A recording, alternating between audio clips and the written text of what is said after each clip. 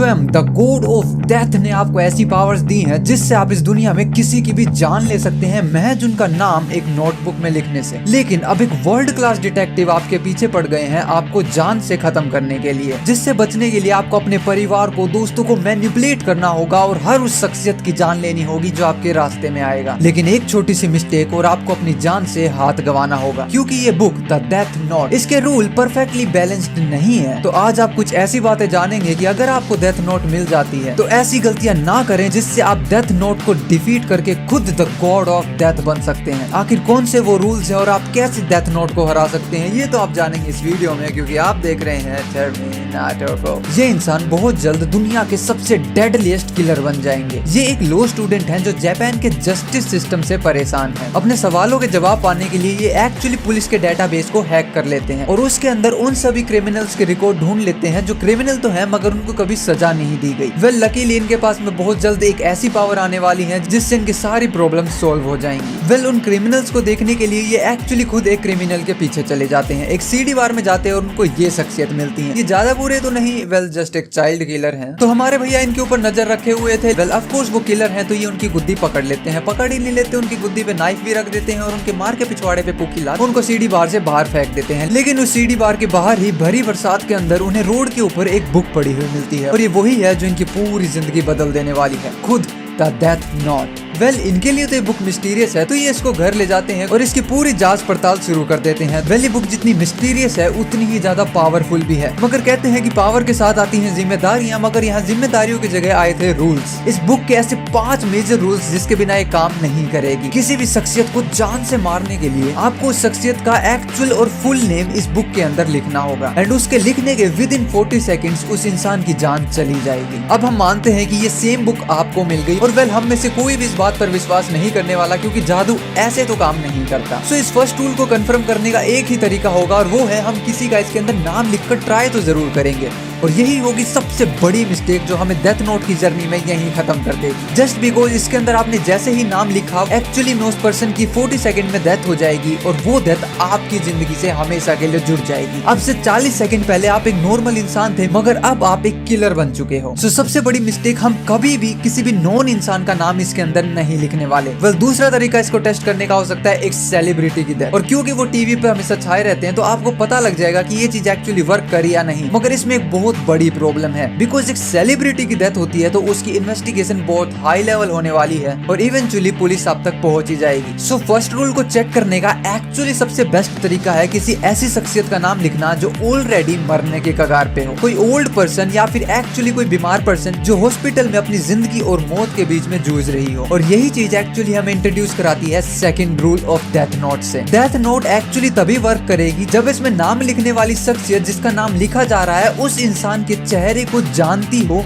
और नाम लिखते वक्त उसका चेहरा अपने दिमाग में इमेजिन कर रही हो। वेल इस रूल को पढ़ते दौरान लाइट एक्चुअली अपने न्यूज चैनल के ऊपर एक वांटेड किलर का चेहरा देखते हैं और ये सही समय था इस रूल को टेस्ट करने का। सो वो उन्हीं वांटेड किलर का नाम इस बुक में लिख देते हैं और अगले दिन न्यूज आर्टिकल में पढ़ते हैं कि इन सेम शख्सियत को मरा पाया गया, वो भी हार्ट अटैक से। वेल ये कोइंसिडेंस हो सकता था और लाइट इसको कंफर्म करना चाहते थे। उसी रात रोड के ऊपर उनको वही चाइल्ड किलर दिखते हैं। सो वो इंस्टेंटली इस बात को कंफर्म करने के लिए डेथ नोट के अंदर उनका नाम लिख देते हैं और उनकी आंखों के सामने ही विद इन 40 सेकंड उस चाइल्ड किलर की डेथ हार्ट अटैक से हो जाती है। वेल ये देख के अब लाइट चौंक चुके थे और मानो अब शेर के मुंह में खून लग चुका था, मगर एक्चुअली आप ऐसा करोगे तो बहुत बड़ी मुसीबत में फंस जाओगे। वेल वैसे तो हार्ट अटैक एक टोटली नॉन सस्पिशियस मर्डर हो सकता है, बट प्रॉब्लम इस रिसर्च करने में पता लगता है कि जापान के अंदर हार्ट अटैक की रेट एक्चुअली ही बहुत कम है और ऐसे के अंदर हर क्रिमिनल हार्ट अटैक से ही मरने लगेगा तो एक बहुत बड़ी नोटिसेबल थिंग बन जाएगी। So that's why death note को यूज करते वक्त एक्चुअली काफी दिमाग लगाना होगा ताकि इस प्रॉब्लम में हम ना फंस जाएं। वेल उसी रात घर जाते वक्त सडनली एक क्रिएचर उनके सामने आ जाता है और वो क्रिएचर खुद को इंट्रोड्यूस कराता है एज खुद द गॉड ऑफ डेथ। वो कहते हैं कि मैंने ही इस बुक को ड्रॉप किया था और तुम्हें इसको रखने की अनुमति दी और जो सबसे पहले इस डेथ नोट को टच करता है वो ही सिर्फ मुझे देख सकता है और मैं तुम्हारा कोई दुश्मन नहीं हूँ और ना ही दोस्त हूँ। तो लाइट पूछते हैं कि आखिर तुम्हारा नाम भी क्या है, तो वो खुद को इंट्रोड्यूस करते हैं उनके as a new crime partner Ryuk. Okay, तो र्यूक ने एक्चुअली यहाँ पर एक बहुत बड़ी मेजर बात कह दी जो आपको हमेशा के लिए कंफ्यूज कर देगी। उन्होंने कहा कि वो ना कोई दुश्मन है और ना ही दोस्त। वेल एक्चुअली यही सबसे बड़ी प्रॉब्लम क्रिएट करेगी। हम ये मान के ही नहीं चल सकते कि र्यूक हमारी साइड है, क्योंकि उन्होंने साफ कह दिया वो दोस्त नहीं है। तो क्योंकि अगर उनको किसी भी पॉइंट पे लगा कि उनके ऊपर बहुत बड़ा खतरा है तो वो टोटली हमें हमेशा के लिए फंसा देंगे। तो आप सोचोगे कि क्यों ना इन्हीं का नाम डेथ नोट में लिख के इन्हीं का पत्ता काट दिया जाए, तो वेल अनफॉर्चुनेटली ऐसा नहीं कर सकते। तो वेल इस पॉइंट पे अगर हम कोई सबसे बेस्ट चीज कर सकते हैं तो वो यही है कि एक्चुअली इनका मोटिव क्या है उसका पता लगाकर इनको रिश्वत देना। इस वक्त तो लाइट इनके बारे में ज्यादा नहीं जानते, मगर आगे बहुत कुछ जानने वाले हैं जो हमें भी मदद करेगा। वेल क्योंकि लाइट के पास में सबसे खतरनाक चीज है तो वो किल स्ट्रीक पर चले जाते हैं। वो हर इंसान को मारना शुरू कर देते हैं जिनसे उनको प्रॉब्लम है या तकलीफ देते हैं। ये बात धीरे धीरे एक्चुअली पूरे जापान में बहुत तेजी से फैलने लगती है और इनको नाम दे दिया जाता है कीरा। कीरा एक्चुअली किलर को बोला जाता है जापान में। वेल ऐसा करते 4 महीने बीत जाते हैं और पुलिस डिपार्टमेंट को कोई भी आइडिया नहीं आता कि ये जो सभी विक्टिम्स मारे जा रहे हैं इनके बीच में कनेक्शन भी क्या है। एक तरफ तो वो ये मान लेते हैं कि ये किसी टाइप का वायरस है जो बस रैंडम लोगों की जान लेने लग रहा है, मगर उस पुलिस डिपार्टमेंट के जो कैप्टन थे वो ये मानने को बिल्कुल तैयार नहीं है। उनको लगता है कि कोई तो एक्चुअली सीरियल किलर है जो जानबूझ के सब कर रहा है। सो वो कमिश्नर के पास जाते हैं और उनको रिप्रेजेंट करते हैं L, the brilliant detective ever. वो भी इस केस के ऊपर काम कर रहे हैं। वो डाटा को एनालाइज करते हैं और उनको पता लगता है कि एक्चुअली कोई विजिलेंटे कीरा नहीं है, यानी कोई ग्रुप ऑफ पीपल नहीं है, जबकि कोई अकेला ही इंसान है जो कि लोगों के किसी अननेचुरल तरीके से जान ले रहा है। और वेल ये लाइट के लिए सबसे बड़ी प्रॉब्लम बनने वाली थी, क्योंकि उनके जितने भी विक्टिम्स थे उनकी डेथ एक पैटर्न में हो रही थी। और यहीं पे इंट्रोड्यूस होता है हमें डेथ नोट का 3rd रूल, और वो है कि विद इन 40 सेकेंड उस इंसान के नाम के साथ उनका कोज ऑफ डेथ भी लिखा जाए तो वो उसी तरीके से मारे जाएंगे। और यही कारण था कि जापान के अंदर जब हेल्दी लोगों के अंदर हार्ट अटैक के रेट बढ़ने लगे तो ये काफी ज्यादा अटेंशन सीकिंग था। और यही सबसे बड़ी गलती है जो हमें नहीं करनी है। और अगर मेरे को इससे बचना होता तो मैं एक डिफरेंट पैटर्न को लेके आता। आपको करना कुछ नहीं है, बल्कि हर उस क्रिमिनल की बस एक लिस्ट बना लेनी है जिनको आप खत्म करना चाहते हैं, और उस लिस्ट को जोड़ देना है एक डाइस के साथ में। वो डाइस आपको बताएगा कब, कैसे और कहां। उस डाइस के हर नंबर के साथ में इन तीनों सवालों का जवाब होगा कि कौन किस तरीके से मरेगा और कहां पर मरेगा। और बस क्योंकि डाइस के ऊपर आने वाला नंबर रैंडमाइज है तो हर इंसान की डेथ पिछले इंसान से काफी ज्यादा रैंडमाइज होगी। और इस तरीके से एक्चुअली कोई पैटर्न बनेगा नहीं और सब कुछ रैंडम हो जाएगा, तो वो अटेंशन सीकिंग को बंद कर देगा। वहीं लाइट घर पर आ जाते हैं और अपने टीवी के ऊपर एक इंटरनेशनल न्यूज चैनल लगा लेते हैं जिसके ऊपर एक्चुअली उन्हें एल दिखते हैं। और वो हमारे लाइट भैया का जिक्र कर रहे थे कि किस तरीके से विजिलेंटे द कीरा एक्चुअली कोई महान और बड़ी शख्सियत नहीं है, वो एक सिंगल इंसान है और एक इमेच्योर किलर है। वेल ये बात हमारे लाइट भैया ने ले ली पर्सनली और वो इमीडिएटली उनका ही नाम लिख देते हैं और with in 47 live news channel के ऊपर उनकी डेथ हो जाती है। और वेल तभी एक्चुअली रियल एल आ जाते हैं। उन्होंने एक बहुत बड़ा बिग ब्रेन मूव चलाया और कहा कि मैंने एक्चुअली कीरा को पागल बना दिया, क्योंकि इस न्यूज को ऐसा दिखाया गया है कि ये इंटरनेशनली चल रही है, मगर एक्चुअली ये सिर्फ टोक्यो में ही ब्रॉडकास्ट किया जा रहा था, जिससे उन्होंने ये कंफर्म कर लिया कि किलर एक्चुअली इंटरनेशनली किसी को भी मार सकता है, लेकिन उसकी एक्चुअल प्लेस टोक्यो के अंदर है।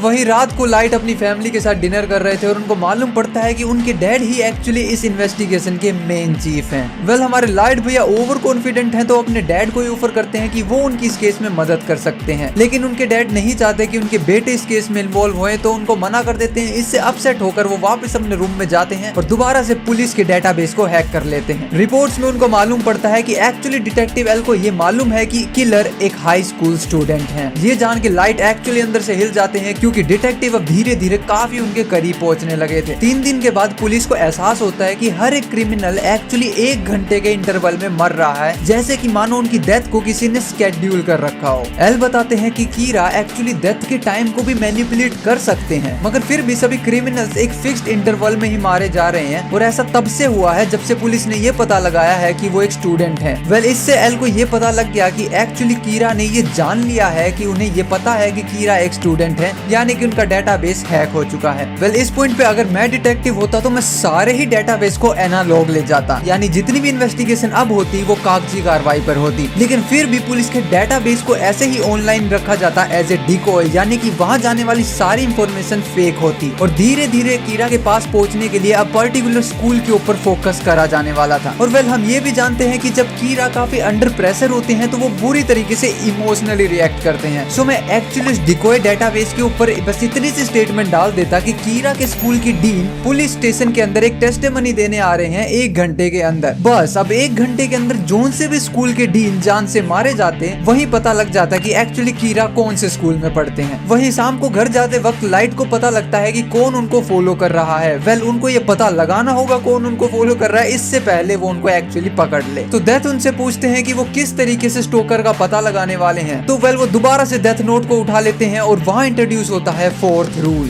डेथ का कारण लिखने के बाद में आपके पास 6 मिनट 40 सेकेंड्स का समय होता है, जिसके अंदर आप फर्दर डिटेल्स लिख सकते हैं डेथ से रिलेटेड। अगले दिन लाइट बस में ट्रेवल कर रहे थे अपनी गर्लफ्रेंड के साथ में और तभी वहाँ पर वो स्टोकर आ जाते हैं। वेल ये कोई एक्चुअली इंसिडेंस नहीं था, ये लाइट का एक बहुत बड़ा मास्टर प्लान था। अगले बस स्टॉप पर एक शख्सियत बस में चढ़ती है और सीधा ड्राइवर के माथे पर बंदूक रख देती है। इस वक्त लाइट उन स्टोकर को कहते हैं कि मैं इनको रोक सकता हूँ, लेकिन स्टोकर उनको मना कर देते हैं कि इतना बड़ा रिस्क मत लो, क्योंकि वो स्टोकर बताते हैं कि वो एक FBI एजेंट हैं और वो इस मामले को संभाल सकते हैं। लेकिन उसके बाद में लाइट एक कागज के टुकड़े को जमीन पे गिरा देते हैं और हाईजैकर उसको उठाकर पढ़ने लगते हैं। और वो पढ़ने के बाद में एक्चुअली वो गुस्सा हो जाते हैं और सीधा लाइट के ही सर के ऊपर बंदूक रख देते हैं। लेकिन उसके बाद जो देखते हैं वो पूरी तरीके से हैरान रह जाते हैं। उनको एक्चुअली र्यूक नजर आते हैं, जिसको देख के वो एक्चुअली बहुत डर जाते हैं, घबरा जाते हैं और उन्हीं के ऊपर बुलेट फायर कर देते हैं। मगर वो बुलेट एक्चुअली र्यूक के आर पार हो जाती है, जिसको देखकर वो पैनिक होकर बस से उतर जाते हैं और हड़बड़ाहट में ही एक गाड़ी से टकराकर मारे जाते हैं। एक्चुअली ये कोई महज एक इत्तेफाक नहीं था, जबकि एक पूरा का पूरा लाइट के द्वारा बनाया एक सेटअप था। इस वक्त उन्होंने डेथ नोट के 4th रूल को अप्लाई किया था। एक्चुअली फर्दर डिटेल्स में उन्होंने यही लिखा था कि किस तरीके से इंसान एक बस को हाईजैक करेगा, उसको र्यूक दिखेगा और वो चलती बस से निकलने के कारण एक गाड़ी से टकराकर मारे जाएंगे। वेल इस वक्त अगर डेथ नोट मेरे हाथ में लग जाती तो 4th रूल मेरी पूरी जिंदगी बदलकर मेरे को बिलियनर बना सकता था, क्योंकि 4th रूल एक्चुअली पीपल के एक्शंस को जस्टिफाई करता है। आप सिर्फ इंसान की जान नहीं ले सकते, बल्कि उनसे कुछ भी करवा सकते हो। तो मेरे को बस किसी बिलियनर की पूरी जायदाद मेरे नाम लिखवानी थी और उसके बाद 6 मिनट में उनकी डेथ हो जाती, तो मैं कांचे काट रहा होता, यहाँ यूट्यूब पे वीडियो नहीं बना रहा होता। और आपके पास भी डेथ नोट नहीं है, नहीं तो आप इस वीडियो को नहीं देख रहे होते, तो फटाफट से लाइक और सब्सक्राइब कर दो, इससे पहले स्टोरी आगे बढ़े। वेल वहीं दूसरी तरफ घर पे लाइट को शक होने लगा था कि किसी ने तो FBI एजेंट को उनके पीछे भेजा था, और डेफिनेटली ऐसे और भी हो सकते हैं और वो किसी FBI एजेंट को नहीं मार सकते, क्योंकि अगर वो मरे तो सबसे बड़ा प्राइम सस्पेक्ट ही लाइट होंगे। लेकिन उनके दिमाग में सिर्फ एक इतनी बात आई कि अगर सारे ही FBI एजेंट मारे जाएं तो वो टोटली सेफ हो जाएंगे। वेल ये देख के अब र्यूक एक्चुअली थोड़े से बेचैन दिख रहे थे कि लाइट के अंदर किस तरीके से लोगों की जान लेने की तलब उठी हुई है। वेल ये बात एक बहुत बड़ा सरप्राइज है, क्योंकि हम नहीं बोल सकते कि र्यूक हमारे लिए एक बहुत बड़ी प्रॉब्लम है। और ये बात बेचैन भरी इसलिए है क्योंकि हर एक डेथ एक्चुअली र्यूक की लाइफ के दिनों को बढ़ा देगी। तो यहाँ पे तो र्यूक को खुश होना चाहिए था जिस तरीके से लाइट जान लेने लगे हुए हैं, मगर यहाँ वो खुश नहीं होते। इसका मतलब कुछ तो वो ऐसी बातें छुपाए हुए हैं जो हमें जाननी बहुत जरूरी है। वही हमने बस में देखा था कि र्यूक को एक्चुअली गोली से कोई फर्क नहीं पड़ा, तो इनको फिजिकली डैमेज तो नहीं दिया जा सकता। तो ओनली एक तरीका है, वो है ब्राइब्स या फिर थ्रेट्स, जिससे हम वो जान सकें कि ये क्या छुपा रहे हैं। और इनका सबसे बड़ा थ्रेट हो सकता है खुद the death note. What if अगर हम डेथ नोट को ही जलाएं या डिस्ट्रॉय कर दें, तो मे बी र्यूक हमें बता दें कि वो क्या छुपाए हुए हैं, मगर ये चीज एक्चुअली उनको पिस ऑफ भी कर सकती है, जो हमें पिस ऑफ कर देगी। वहीं अगले दिन FBI एजेंट उनके होटल को छोड़कर सबवे में जा रहे थे और वहीं उनका पीछा उनकी फियांसे कर रही हैं, लेकिन इस बात से वो पूरी तरीके से अनजान थे। वहीं उनको एक एनवेलप मिलता है जिसके अंदर एक वॉकी टॉकी था और वो मैसेज था कीरा की तरफ से। वो बकायदा डिटेक्टिव का नाम जानते हैं और वो उनसे अब बात करना चाहते थे। तो डिटेक्टिव आराम से बैठकर उस वॉकी टॉकी को ऑन कर लेते हैं और लाइट उन्हें बताते हैं कि एक्चुअली वही कीरा है और इन सभी मर्डर्स के पीछे उन्हीं का हाथ है। और इवन इसको प्रूव करने के लिए डिटेक्टिव के साइड में बैठे शख्सियत की वो जान ले लेते हैं और वो कहते हैं कि मैं जानता हूँ कि जापान के अंदर तुम्हारे ही जैसे 11 और एजेंट्स भी हैं, लेकिन मैं उनके नाम नहीं जानता। तो मैं चाहता हूँ कि इस पेपर के ऊपर तुम अपने लीडर का नाम लिखो। और यहीं पे हमें इंट्रोड्यूस कराया जाता है डेथ नोट के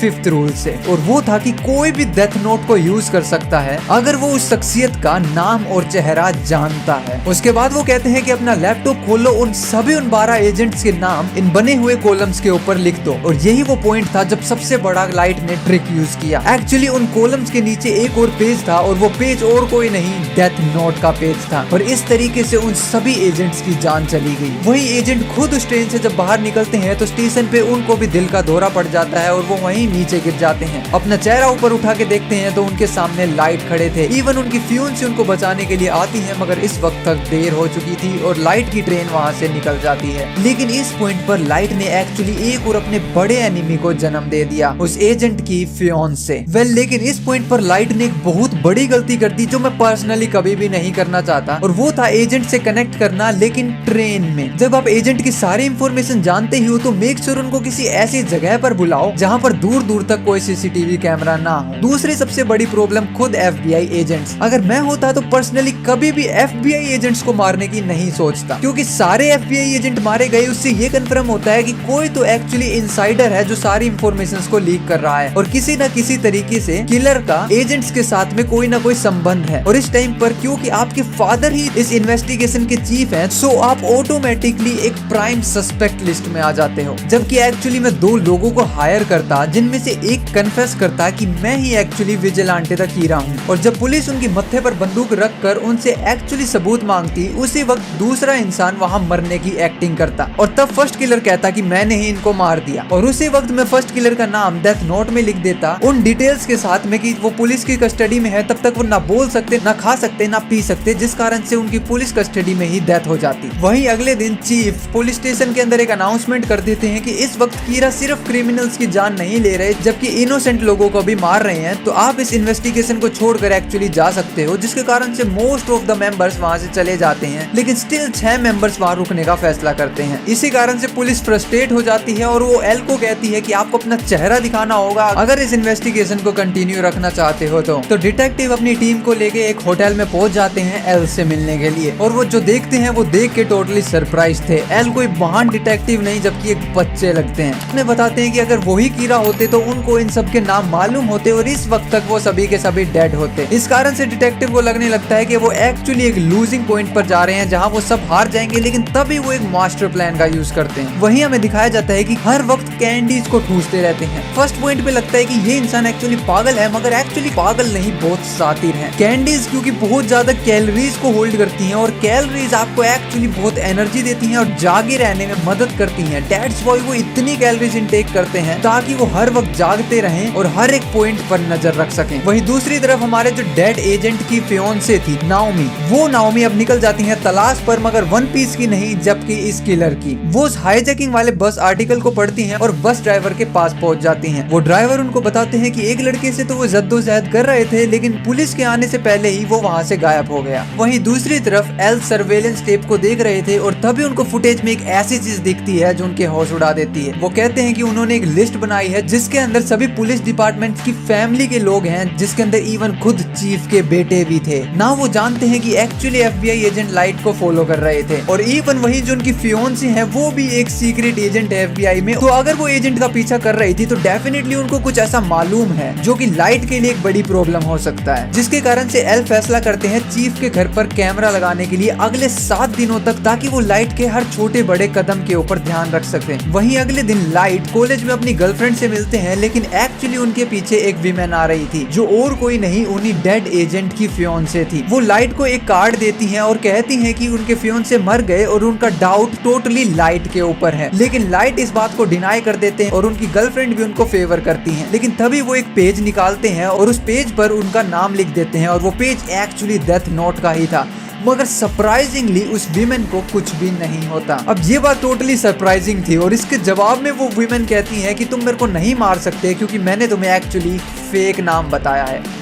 वेल, इस पॉइंट में पता लगता है कि ये कितनी ज्यादा शातिर हैं। वहीं उसी दिन बाद में जब लाइट अपने घर पे जाते हैं तो अपने रूम में एंटर करने से पहले उनको पता लगता है कि एक्चुअली उनके रूम में कोई तो उनके पीठ पीछे घुसा था। वहीं उसको चेक करने के लिए वो डोर के ऊपर एक बहुत बारीक पेंसिल को प्लेस कर देते हैं और वो टूट जाती है, जिससे ये कंफर्म हो जाता है कि या उनके ऊपर नजर रखी जा रही है। वो अपने रूम में घुस तो गए, लेकिन अब डेथ नोट और र्यूक के साथ में कुछ भी नहीं कर सकते जब तक ये पता नहीं लगा लिया जाए कि इन कैमरास को कैसे ट्रिक कर सकते हैं। वही चीफ कहते हैं कि उनके बेटे को छोड़ दिया जाएगा अगर उनकी कोई भी ऐसी सस्पिशियस हरकत नहीं दिखती है, और उनके रूम में होने के बावजूद और मर्डर्स होते हैं। वेल, अब ऐसा करते करते एक्चुअली 7वां दिन आ जाता है और आज भी पुलिस लाइट के ऊपर नजर रखे हुए थी, और तभी न्यूज आती है कि एक चाइल्ड मर्डरर को अरेस्ट कर लिया गया है। लेकिन इस पॉइंट पर लाइट को कोई फर्क नहीं पड़ता और वो इवन न्यूज को देख भी नहीं रहे थे। वहीं कुछ देर के बाद में उस मर्डरर की डेथ हो जाती है हार्ट अटैक से। और जबकि इस वक्त लाइट तो चिल अपने रूम में बैठ के चिप्स खा रहे हैं और सिर्फ अपना काम कर रहे हैं। इस पॉइंट पर पुलिस कन्विंस हो जाती है कि लाइट एक्चुअली वो किलर नहीं हो सकते, लेकिन एक्चुअली लाइट ने सबको ही पागल बना दिया, क्योंकि उनके चिप्स के पैकेट में एक छोटा सा टीवी था जो उनको न्यूज पर अपडेट रखा हुआ था, और साथ में ही वहाँ पर एक पीस ऑफ पेपर भी था जो कि डेथ नोट पे ही था, और चिप्स लेने के बहाने उस कागज पर उनका नाम लिख दिए। लेकिन उसी पॉइंट पर एल को एक्चुअली कॉल आता है नाओमी की तरफ से, और वो कहती है कि वो उनकी पूरी जिंदगी को रिस्क पे देने के लिए तैयार है, सिर्फ ये प्रूफ करने के लिए कि light he actually Kira the killer है। उसके लिए उनकी गर्लफ्रेंड को उन्हें कॉल कर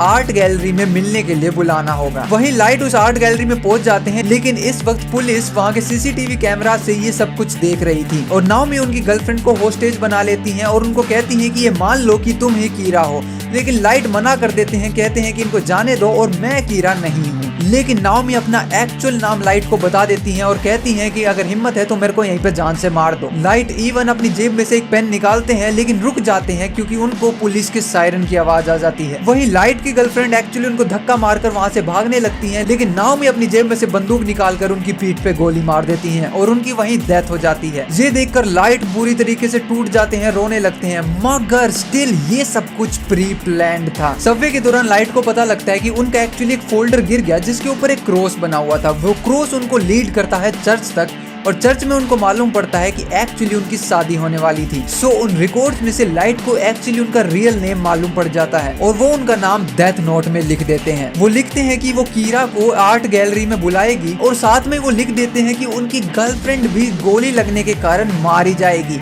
मगर वो ये स्पेसिफाई नहीं करते कि किसकी गोली से। और जस्ट बिकॉज उस म्यूजियम के अंदर नाओमी ही इकलौती ऐसी शख्सियत थी जिनके पास गन थी, तो डेथ नोट ने नाओमी के ही हाथों उनकी गर्लफ्रेंड को मरवा दिया। जब उनके डैड उनको लेने के लिए वहां पहुंचते हैं तो वो कहते हैं कि क्या वो प्लीज इस कीरा की इन्वेस्टिगेशन के अंदर पार्ट ले सकते हैं, क्योंकि वो कीरा से बदला लेना चाहते हैं उनकी गर्लफ्रेंड की डेथ का। लेकिन तभी वहां पर एल आ जाते हैं और अब पता लगता है कि ये दोनों मास्टरमाइंड्स तो सिर्फ तैयार होने लग रहे थे, क्योंकि उन दोनों को कोई आइडिया नहीं था कि उनके बीच में अब एक तीसरी शख्सियत और आने वाली थी। शहर के दूसरी तरफ एक फेमस लड़की को फॉलो किया जा रहा था उन्हीं के डिल्यूजनल स्टोकर के द्वारा, और वो स्टोकर एक्चुअली उनको पकड़ भी लेते हैं और अब उनकी जान लेने ही वाले थे, बट सडनली वो किलर को हार्ट अटैक पड़ता है और वो वहीं जमीन पर गिर जाते हैं, और तभी उस लड़की के साइड में आकर डेथ नोट गिरती है। वेल, इस पॉइंट पर पता लगता है कि डेथ नोट सिर्फ एक नहीं है। आगे क्या होने वाला है, किस तरफ ये सीरीज अपना मोड़ लेगी, ये तो आपको पता लगेगा अपकमिंग वीडियोस में। सो जल्दी से टर्मिनेटर को सब्सक्राइब करो। तो यहाँ तक वीडियो को देख रहे हो तो कमेंट कर देना डेथ नोट, ताकि मैं समझ जाऊं आप इस वीडियो को यहाँ तक देख रहे थे। बिना लाइक और सब्सक्राइब करे आप नहीं जा सकते, तो फटाफट से लाइक और सब्सक्राइब कर दीजिए। मिलते हैं नेक्स्ट वीडियो में, पीस आउट।